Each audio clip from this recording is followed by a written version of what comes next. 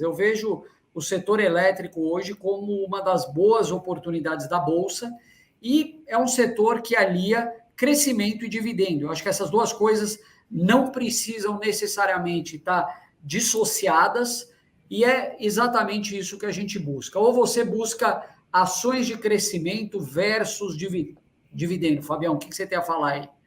Cara, eu acho que as pessoas fazem uma confusão muito forte, principalmente em busca de ações como Magazine Luiza, o que hoje talvez não seja um grande exemplo, porque despencou bastante nesses últimos meses aí, mas foi com certeza uma das ações que deu uma bela porrada aí nos últimos anos, né? E a pessoa geralmente quer começar, obviamente, querendo acertar a melhor ação, a ação que vai dar aquela porrada para cima, né? Mas, pessoal, isso não é o que você vai encontrar, pelo menos aqui no Ações Garantem o Futuro, tá bom?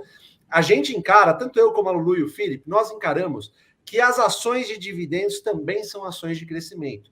Você consegue aliar as duas coisas. Aqui na Bolsa de Valores brasileira, você tem ações que são de dividendos e que também são de crescimento. Aliás, tem uma coisa muito importante, as pessoas às vezes acham, né, que por você estar comprando uma ação de dividendo, a empresa nunca vai crescer. E pelo contrário, né? Nós somos empresários aqui, a gente quer pagar dividendo e quer fazer com que as ações cresçam também. Então, a empresa sempre quer crescer, de todos os lados. Acontece que tem empresas que não necessariamente precisam injetar muito capital no seu próprio negócio. Tem empresas que conseguem crescer pagando dividendos. Então, esse é o melhor cenário do mundo e você consegue encontrar isso na Bolsa de Valores brasileira. Não é isso, pessoal? Olha o Jackson aí falando, nem crescimento, nem dividendos, crescimentos. É isso aí, Jackson.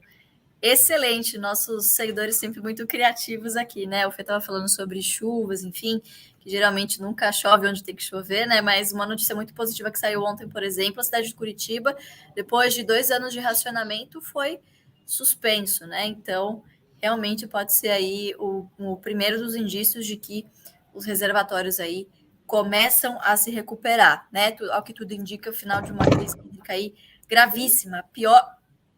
O que aconteceu? Terremoto. Deu uma porrada no meu notebook. Quase caiu. Tudo bem aí? Desculpa. Mas, enfim, continuando, pode ser aí um bom indício aí para as empresas que sofreram muito, né? Principalmente a SGT e CESP, que tem boa parte do seu portfólio de geração atrelado à geração hídrica, né? Boa notícia também para a Copel, né? Para outras, enfim, empresas de energia no geral, saneamento, claro. Que obviamente tendem aí, para a gente tem boas perspectivas aí pela frente, tem muita coisa descontada, né? Coisas que são basicamente um mix de crescimento com dividendo, né? Acho que não faltam exemplos, por exemplo, a gente sempre gosta de usar o exemplo da Klabin, né? Que a depender do preço você consegue pegar o yield de 6%, né? 2020 praticamente inteiro eu comprei Klabin a rodo, né? Cheguei a pagar na Unity 11, 12 reais, alguma coisa assim.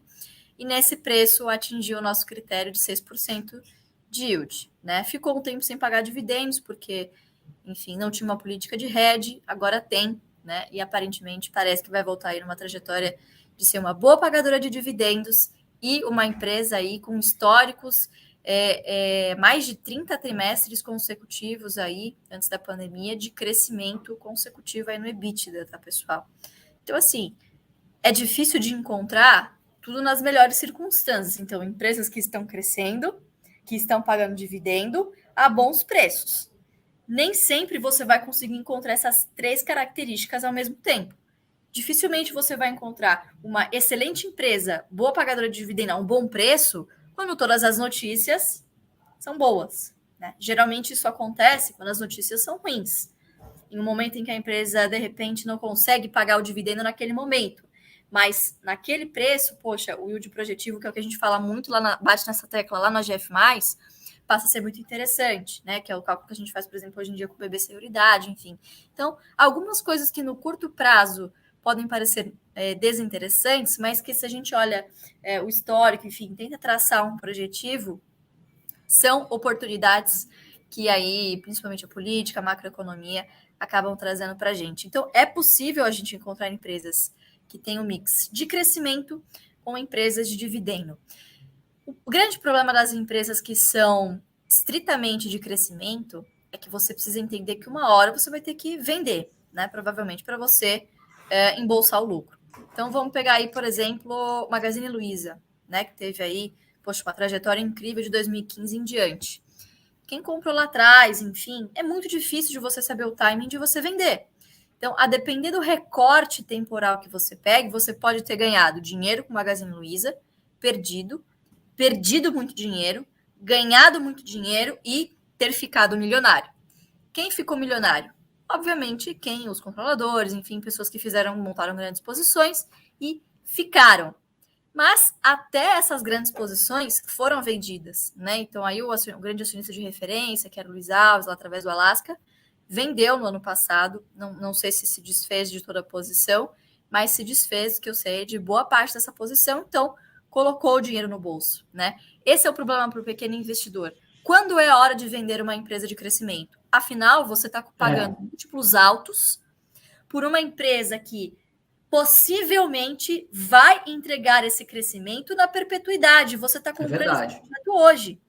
Então, uma hora você vai ter que vender para capitalizar isso e encerrar a operação e voltar se ficar barato de novo. O problema é esse. As pessoas geralmente entram no final do ciclo, depois que toda a alta já aconteceu, né? Então, quem veio aí comprando nos últimos 2 anos e não vendeu agora, pode ter perdido o timing, né? Que agora a gente está entrando num período, assim, um pouco nebuloso para as empresas que estão atreladas ao consumo interno, né? Você tem aumento de taxa de juros, aumento do dólar, então você aumenta o preço dos insumos, você diminui a procura, né? Os seus consumidores estão endividados, você aumenta a inadimplência.